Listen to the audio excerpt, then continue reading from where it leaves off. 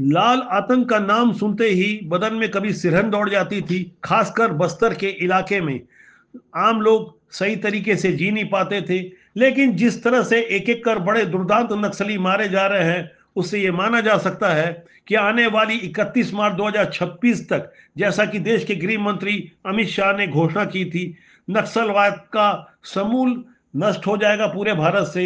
उस दिशा में छत्तीसगढ़ में एक बहुत भारी सफलता मिली है। इस बारे में छत्तीसगढ़ के डिप्टी सीएम विजय शर्मा ने अपने निवास में पत्रकारों से कुछ खास बातें की और बताया कि किस तरह से दुर्दांत नक्सली राजू दादा कट्टा रामचंद्रन रेड्डी और कोसा दादा कादरी सत्यनारायण रेड्डी को किस तरह से हमारे जाबाज जवानों ने मार गिराया है। नारायणपुर जिले में और कोकामेहटा थाना क्षेत्र के अंतर्गत महाराष्ट्र के बॉर्डर के पास दो बड़े नक्सली, मतलब वो सीसी मेंबर है, बड़े दिनों से सक्रिय है और वो दोनों कल न्यूट्रलाइज हुए।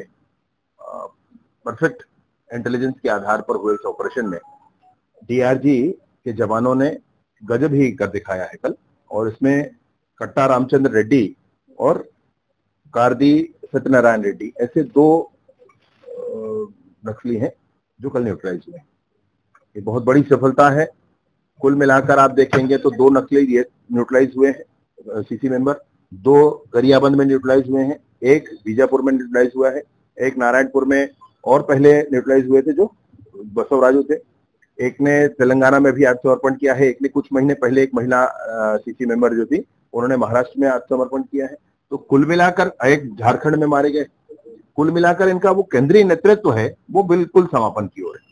और इसलिए जो निर्धारित लक्ष्य है सशस्त्र नक्सलिज्म के समापन का, वो नियत समय में पूर्ण होगा। अपनी स्क्रीन में आप जिन दुर्दांत नक्सलियों को देख रहे हैं वो माओवादी संगठन सीपीआई माओवादी केंद्रीय समिति के सदस्य थे।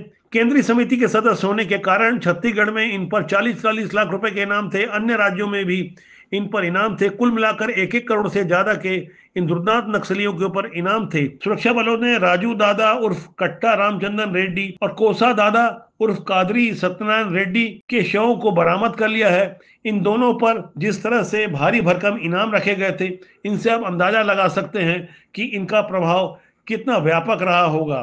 सुरक्षा बलों ने मुठभेड़ स्थल से AK-47 राइफल और एक इंसास राइफल, एक BGL लॉन्चर के अलावा भारी मात्रा में विस्फोटक और माओवादी साहित्य व अन्य सामग्रियां बरामद की है। रायपुर से बिगुल न्यूज के लिए मुकेश वर्मा की रिपोर्ट।